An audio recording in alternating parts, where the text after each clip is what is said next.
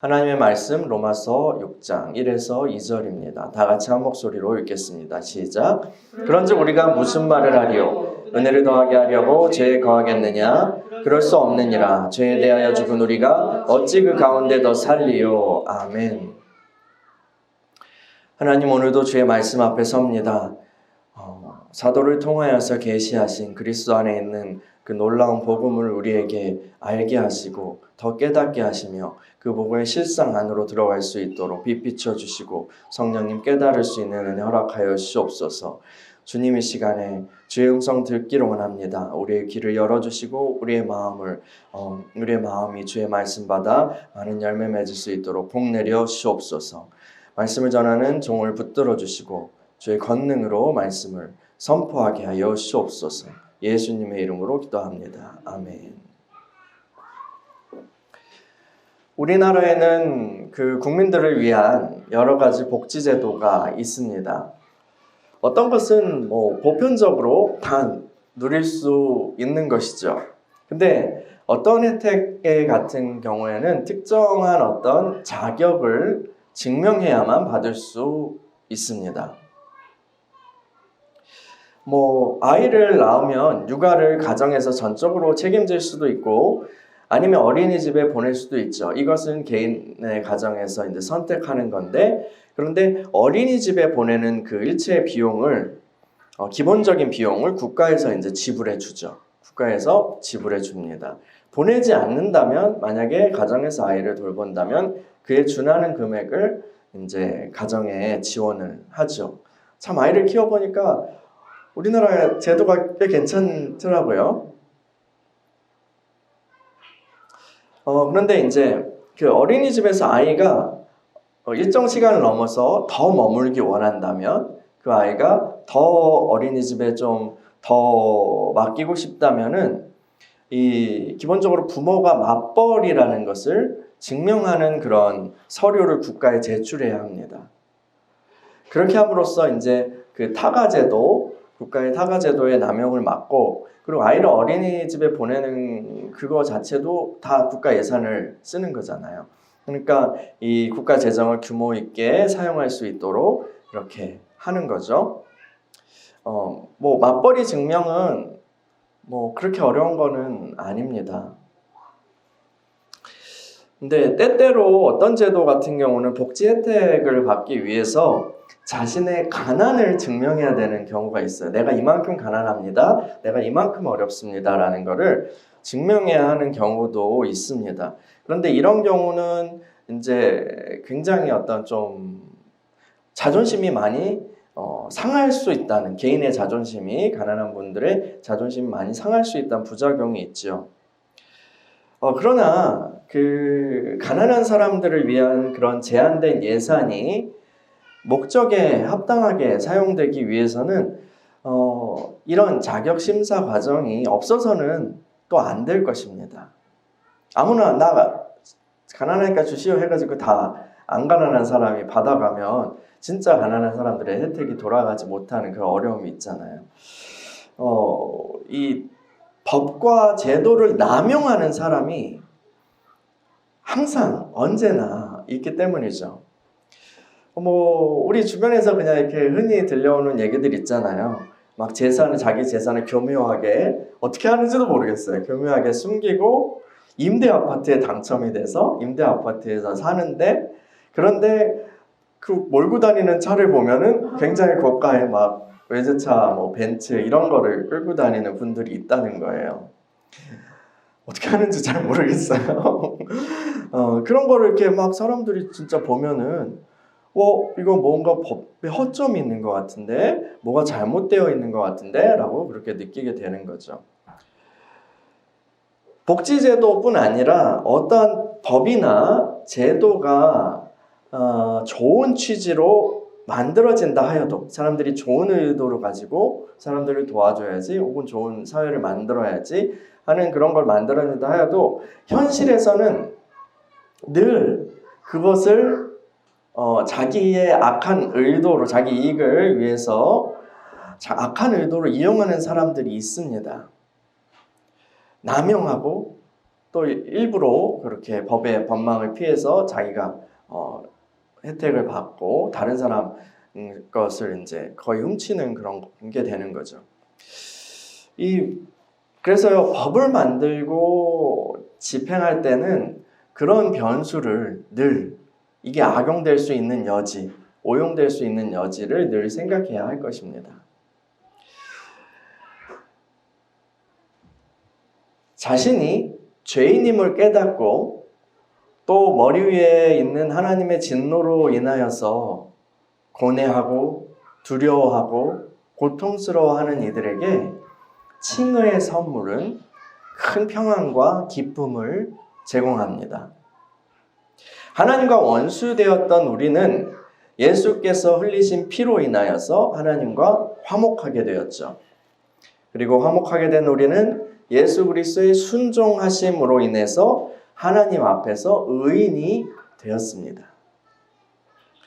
이거는 참으로 복된 소식입니다. 그렇죠? 근데 어떤 이들은 이 하나님의 선물을 교묘하게 자기식대로 이용하는 그런 나쁜 마음을 품습니다. 하나님의 진노를 면하게 되었으니 이제 내가 하나님의 진노를 면하게 되었으니까 이제 내 마음대로 살아도 되겠구나 라고 생각하는 거예요. 이것은 칭의의 교리를 남용하는 것입니다. 그래요. 그리스도의 피가 우리의 죄를 위한 값으로 지불되었습니다. 우리의 채무가 해결된 것이죠. 갚을 수 없는 빚이 해결된 것입니다. 그리고 하나님께서는 우리의 어떤 행위와 상관없는 그런 그리스도의 의를 통해서 우리를 보시죠. 의롭다 하시는 거예요.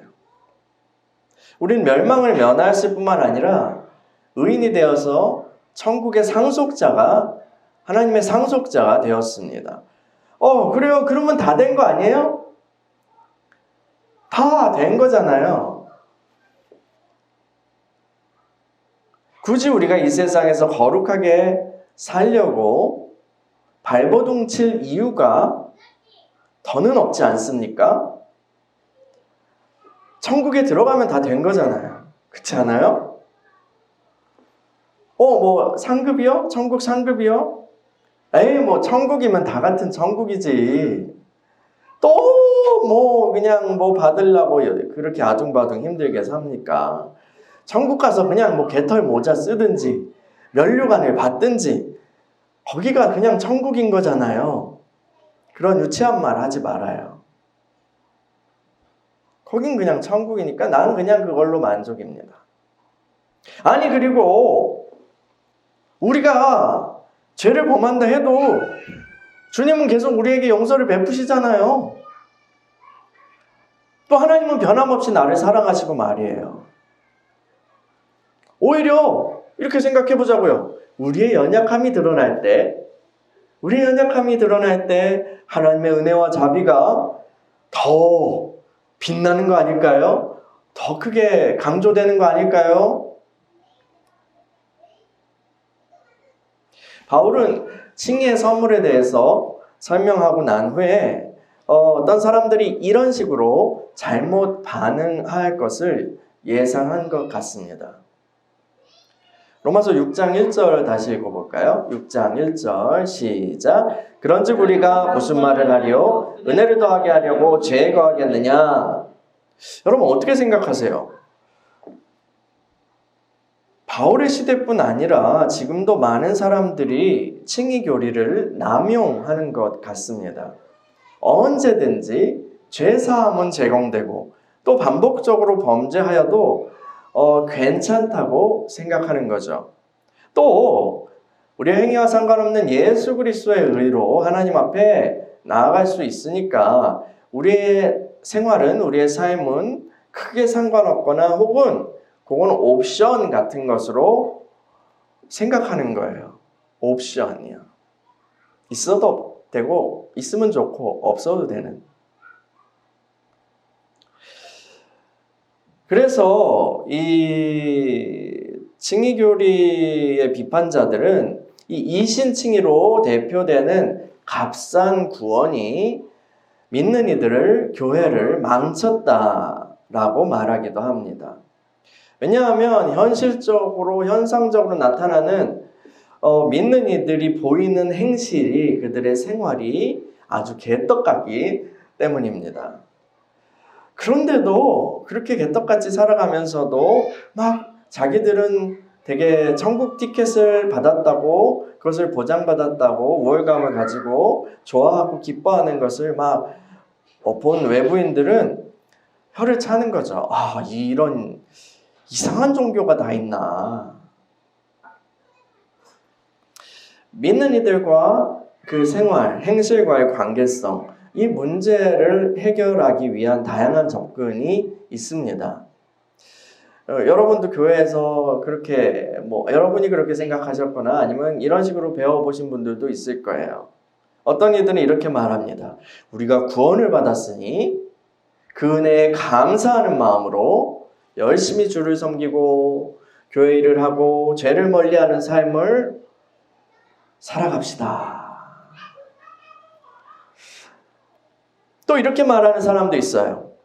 은혜로, 믿음으로 천국은 가지만 여러분, 이 땅에서 복을 받으려면 거룩한 열심을 내야 합니다. 주를 섬기세요. 그러면 우리를 잘 되게 하실 것입니다. 이런 말도 있어요. 또 우리가 거룩하게 살고 또 열심히 주님과 교회를 섬기면 하늘의 상급이 클 것입니다. 때때로 어떤 교사들은 이 신칭의 자체를 부정하는 방식으로 이 문제를 해결하려고 시도하기도 합니다. 예를 들어 이런 거죠. 여러분, 진짜 구원받은 사람도 진짜 버림받을 수 있습니다. 죄를 범하면 지옥에 가는 거예요. 또 이렇게 얘기합니다. 종말론적으로요. 지금은 말세입니다. 말세지 말이죠. 계시록에 나온 영원한 복음을 믿어야 합니다. 교회 시대에는 은혜의 복음이었지만 이제는 말세기 때문에 영원한 복음을 믿어야 합니다. 여러분, 정결하게 신부로 단장되지 않는다면, 여러분의 옷을 빨지 않는다면 결코 휴거되지 못할 것입니다. 환난 날에 여러분은 이 땅에 남아서 엄청난 고통을 당하게 될 것입니다. 이런 거 다 한 번씩은 들어보셨죠? 여러분, 이 중에 어떤 생각을 가지고 계십니까? 지금요. 믿는 일은요, 처음부터 질문한다면 믿는 일은 과연 거룩하게 살아야 될까요? 그런 것 같아. 근데 만약 그렇다면 왜 그래야 할까요?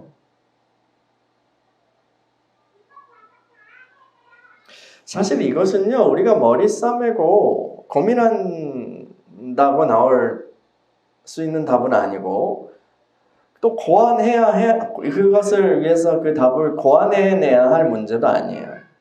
왜냐하면 하나님이 제공하신 그 구원의 선물 패키지 상자 안에 이미 이 문제에 대한 해결책도 들어있기 때문입니다. 바울 사도는 이렇게 말합니다. 로마서 6장 2절이요. 2절 시작. 그럴 수 없느니라. 죄에 대하여 죽은 우리가 어찌 그 가운데 더 살리요. 아멘. 여러분, 신자가 더 이상 죄를 범하지 말아야 하는 이유는요, 그가 죄에 대해서 죽었기 때문입니다. 이것이 성경의 대답이에요. 여러분, 하나님은요, 우리를 구원하시기 위해서 아들을 보내시고 십자가에 못 박혀 죽게 하셨어요. 십자가의 도는, 이 십자가에서 일어난 일들, 십자가에서 그리스도께서 성취하신 그 일은 우리를 구원하시는 하나님의 능력입니다. 그리스도인의 정체성을 제대로 우리가 알기 위해서는 십자가에서 무슨 일이 일어났는지를 제대로 알아야 합니다. 그리스도의 십자가는 여러분에게 무슨 의미가 있습니까? 그리스도께서는 나를 위해 십자가에 못 박히셨다. 우리 이렇게 고백하죠. 그것이 여러분에게 어떠한 의미로 다가옵니까? 성경은 이에 대해서 크게 두 가지 진리를 선포합니다. 첫 번째는 그리스도께서 십자가에 못 박히심은 나를 대신하여 죽으신 거라는 사실이에요. 나를 대신하여. 나의 죄값을 담당하시기 위해서 주님이 피 흘려 죽으셔야 했죠. 이것을 통해 우리는 사죄의 은총을 받고 하나님 앞에서 무죄 선고를 받게 되는 것입니다. 많은 믿는 이들이 이것에 대해서는 아주 잘 압니다. 그러나 두 번째 방면의 진리는 많은 경우 잘 몰라요. 두 번째로 그리스도의 십자가에서 나도 함께 못 박혀 죽었다는 거예요. 그리스도의 십자가에서 나도 함께 못 박혔다는 거예요. 십자가의 그리스도 안에서 나도 함께 죽었어요. 말씀 속에서 이것을 우리가 보게 될 때 우리는 나 자신의 존재에 대한 완전히 새로운 인식을 가지게 되는 것입니다. 여러분, 예수님의 십자가에서 여러분이 이미 죽었어요. 여러분이 이미 죽었습니다. 이걸 믿으십니까? 여러분, 이 믿음은 나의 경험, 나의 감각, 나의 상식이 아니라 하나님의 말씀을 믿는 것입니다. 그것이 믿음입니다. 이 세상 어떤 것들보다도 하나님의 말씀이 실상이라는 것을 인정하는 것이 믿음인 거예요. 그래서 우리가 보는 것으로 사는 사람들이 아니다. 믿음으로 사는 사람들이다. 라고 사도는 얘기하죠. 우리가 예수를 믿는다는 것은요, 예수님 안으로 들어가는 거예요. 예수님 안으로, 예수 그리스도 안으로 들어가 주님과 연합한다는 거예요. 그분과 연합한다는 거예요. 예수를 믿는다는 건 예수님 안으로 믿는다는 거예요. 연합한다는 거예요. 특별히 그 교회의 성례 중 대표적인 그 물에 잠기는 침례, 세례는 이러한 진리를 표현하는 의식입니다. 로마서 계속 읽어볼까요? 6장 3에서 5절이요. 로마서 6장 3에서 5절 시작. 무릇 그리스도 예수와 합하여 세례를 받은 우리는 그의 죽으심과 합하여 세례를 받은 줄을 알지 못하느냐? 그러므로 우리가 그의 죽으심과 합하여 세례를 받음으로 그와 함께 장사되었나니 이는 아버지의 영광으로 말미암아 그리스도를 죽은 자 가운데서 살리심과 같이 우리로 또한 새 생명 가운데서 행하게 하려 함이라. 만일 우리가 그의 죽으심과 같은 모양으로 연합한 자가 되었으면 또한 그의 부활과 같은 모양으로 연합한 자도 되리라. 아멘. 우리 교회가 서 있는 그 전통에서는 머리에 물을 튀기는 그런 세례 방식을 선호합니다. 그런데 침례교단 등에서는 그 이름에서도 알 수 있듯이 물에 완전히 잠기는 그런 침례를 이제 굉장히 중요하게 여기죠. 자기들의 정체성으로 여깁니다. 그래서 침례교 예배당 가면요, 이 예배당에 침례를 줄 수 있는 욕조가 마련되어 있습니다. 과거부터 지금까지 그리스도교 전통에서는 이 두 가지 방법, 머리에 이렇게 주는 거, 아예 잠기는 거, 이 두 가지 방법 다 보편적으로 사용되어 왔습니다. 그런데 이 로마서 6장 이 말씀에 담긴 진리를 직접 몸으로 체험한다는 측면에서는 침례 방식이 굉장한 장점을 가진다고 생각됩니다. 신자가 믿기로 결단한 사람이 세례를 받을 때 물에 잠기는 것은 그리스도의 죽음과 연합하는 거예요. 꼬르륵 하고 죽는 거예요. 그리고 물 바깥으로 나온다는 것은 죽음에서 부활하신 예수님과 함께 새 생명으로 부활하는 거예요. 이 새로운 생명을 가진 새로운 피조물로 거듭나게 되는 것입니다. 세례는 이러한 의미를 가지고 있어요. 그래서요, 예수를 믿고 거듭난다는 것은요, 단순히 과거에 내가 단순히 어떤 패치를 받아서 개선되거나 아니면 뭔가 비었던 부속품을 채워서 완전케 된다는 것이 아닙니다. 예수를 믿는다는 것은 지금까지의 내 존재 완전히 폐기 처분되고 다시 만들어지는 것을 뜻하는 것입니다.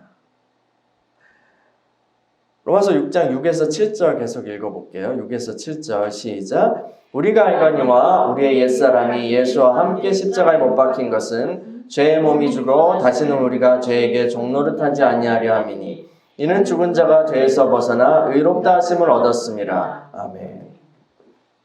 십자가의 그리스도를 믿음으로 그리스도와 연합하는 순간 여러분은 과거의 자신과 단절됩니다.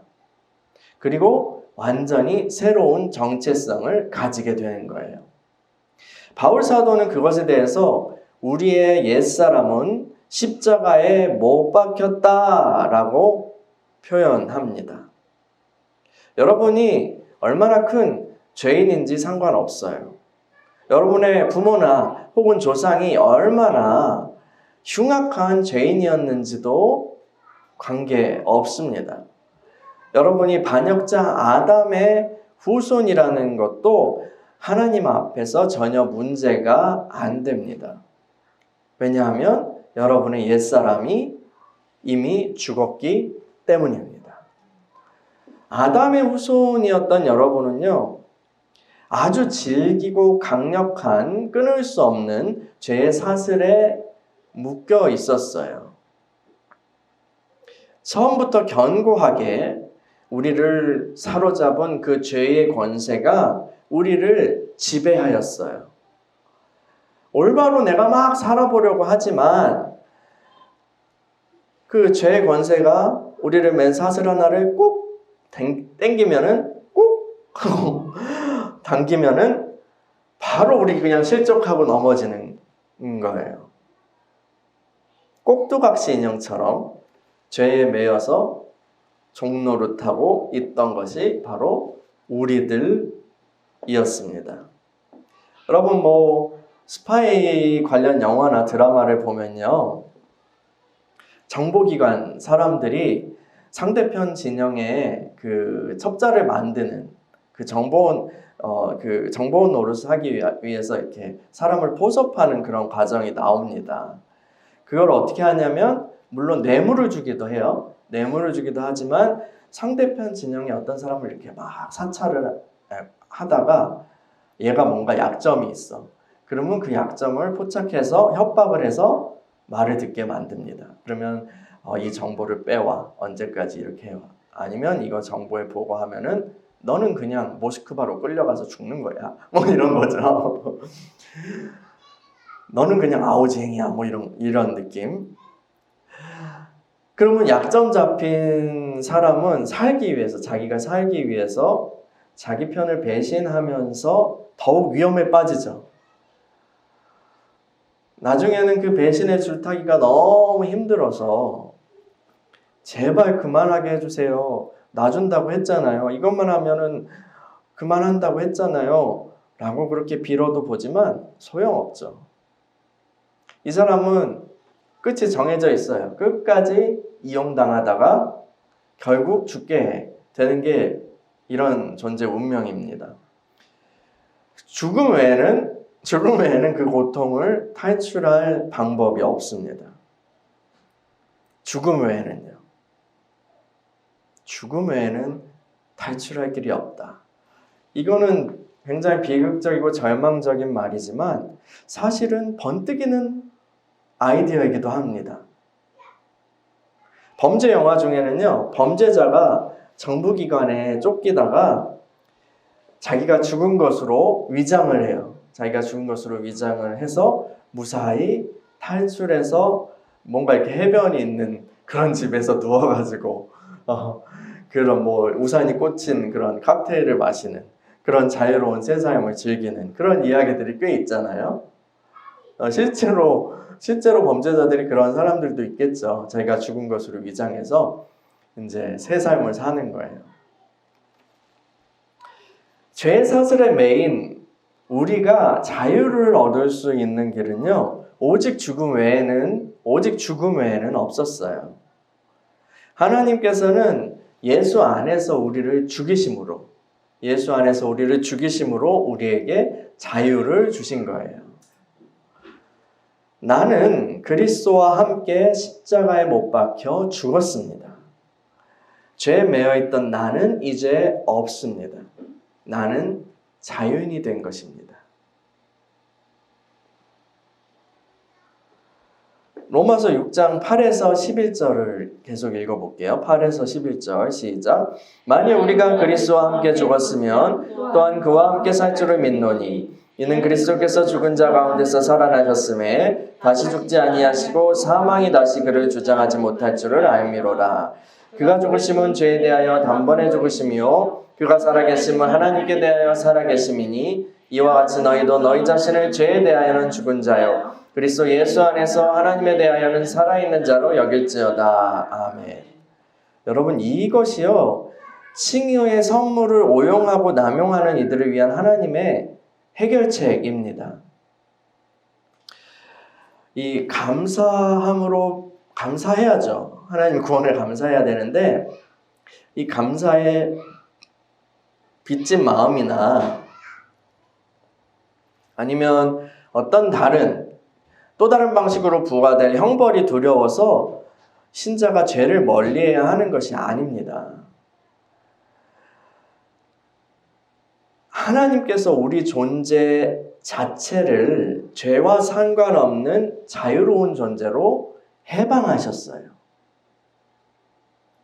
죄가 우리를 옥죄던 사슬은 끊어졌어요. 그래서 우리는 자유인이기 때문에 더 이상 죄가 지시하는 바를 듣지 않아도 되는 것입니다. 죄의 종노릇 하던 나는 그 나의 존재는 이미 소멸되었기 때문에 더 이상 그런 삶을 살지 않아도 되는 거예요. 마귀는 이렇게 말할 것입니다. 야, 네가 자유인이라고? 그건 거짓말이야. 너는 여전히 오염된 존재거든. 너는 죄의 삶을 결코 벗어날 수 없어. 전에 넘어졌던 것처럼 또 넘어질 거야. 봐! 너도 죄를 즐거워했잖아. 그때를 생각해봐. 너는 변하지 않았어. 해! 봐봐. 지금 스멀스멀 올라오는 그 죄의 기운을 느껴봐. 그래, 잘했어. 그게 자연스러운 거야. 넌 인간이라고. 인간. 죄인이라고. 그래, 생긴 대로 사는 거야.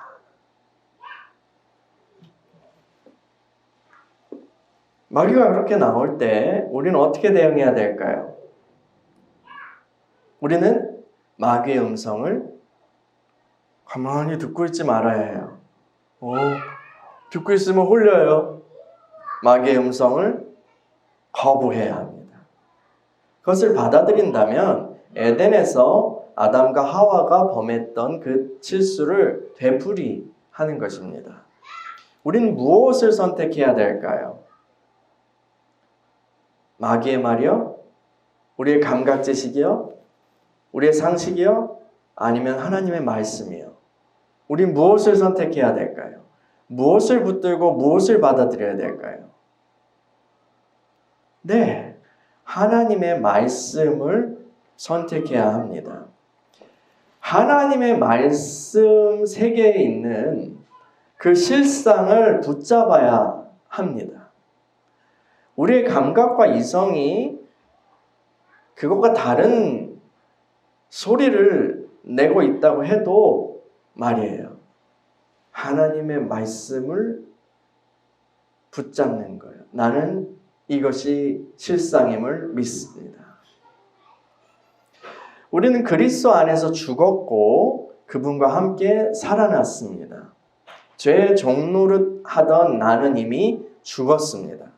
그리고 부활하신 예수님과 함께 하나님께 대하여 살아났습니다. 죄의 사슬은 끊겼습니다.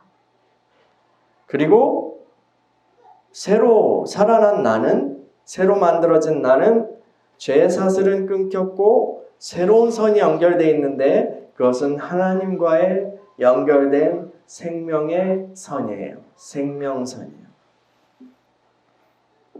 이것이 성경이 여러분에 대해서 말씀하는 바입니다. 이것이 진리입니다. 이것이 실상입니다. 이 말씀이 우리 믿는 이들의 삶의 기반이 되어야 하는 것입니다. 기반이요. 하나님이 하신 일. 이것이 우리의 삶의 기반이 되어야 되는 거예요. 그래서 바울은 이 실상을 따라서 여러분 자신을 인식하십시오라고 말하는 거예요. 이와 같이 너희도 너희 자신을 죄에 대하여는 죽은 자요 그리스도 예수 안에서 하나님께 대하여는 살아있는 자로 여길지어다. 여길지어다. 여길지어다라는 말은요, 그렇게 간주하라는 말이고 그렇게 생각하라는 말이에요. 생각과 관련된 말이에요. 이것은 생각의 훈련과 관련이 있습니다. 그 마귀의 참소, 감각과 경험을 통해서 오는 생각을 거부하고 말씀을 택하는, 말씀 안에 계시된 나의 새로운 정체성을 잡는 훈련을 하라는 거예요. 말씀이 말씀하는 내 나가 참된 나입니다. 말씀이 계시하는 여러분이 진짜 여러분이에요. 하나님이 놓아주신 반석 위에 집을 지을 때 견고한 집을 세워갈 수 있는 것입니다.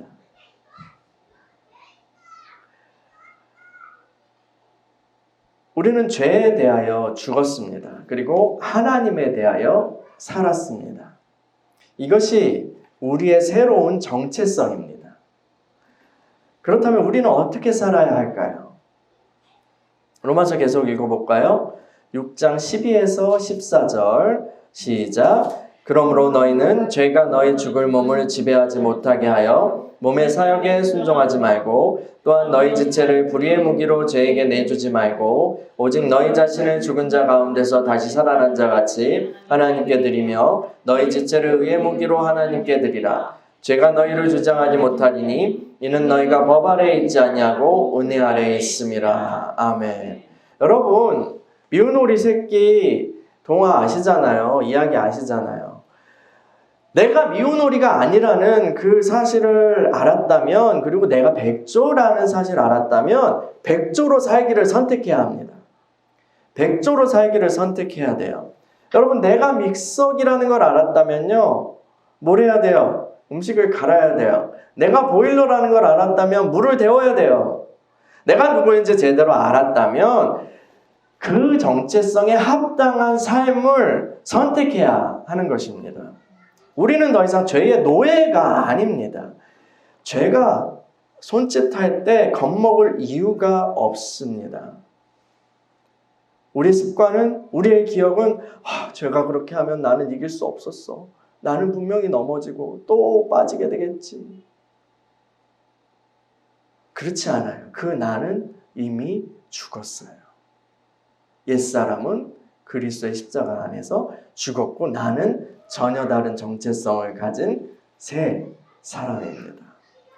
죄가 손짓할 때 겁먹을 이유가 없어요. 그거는 이제 으름장이고 속임수예요. 나에 대해서는 이제 이빨 빠진 그런 종이 호랑이보다도 못한 존재예요. 우리는 죄의 권세의 영역을 벗어났어요. 그 말 들을 필요가 없어요. 우리 몸의 지체는요, 우리의 손이든 발이든 우리의 입이든 눈이든 과거의 죄를 위한 손과 발이었어요. 그리고 입이었어요. 그러나 이제는 그럴 이유가 없다는 거예요. 그 옛 나는 죽었어요. 나는 새로운 피조물입니다. 새로운 피조물이에요. 이제 우리가 복종할 분은요, 오직 한 분, 하나님 외에는 없습니다. 그러므로 여러분, 여러분의 몸의 지체를, 여러분의 몸을요, 하나님을 위하여 드리십시오. 하나님을 위하여 드리십시오.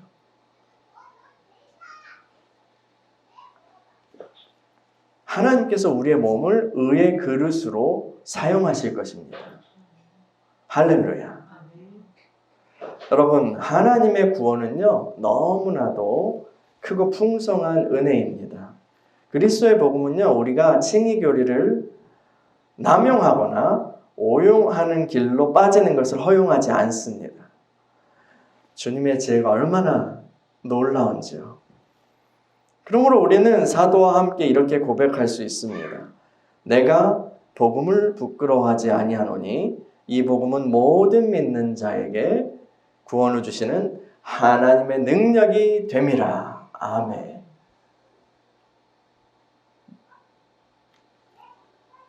그리스도 안에서 여러분은 죄에 대해서 죽었습니다. 여러분은 죄의 종이 아닙니다. 이 새로운 정체성이 우리의 삶의 기반이에요. 기반. 이 새로운 정체성에 합당한 삶을 선택합시다. 우리가 생겨 먹은 대로 살면 되는 거예요. 새로운 정체성을 따라서 사는 삶이요.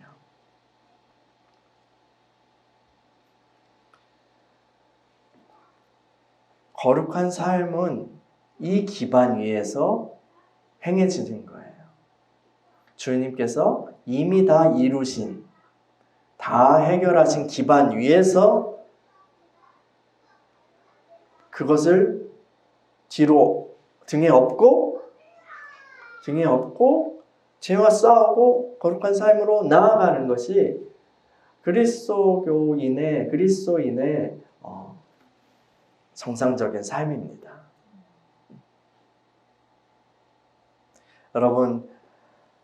여러분은 새로운 피조물이에요. 이 새로운 정체성에 합당한 삶을 선택하시기 바랍니다. 우리의 몸을 의를 위한 그릇으로 하나님께 드리십시다. 함께 기도하겠습니다.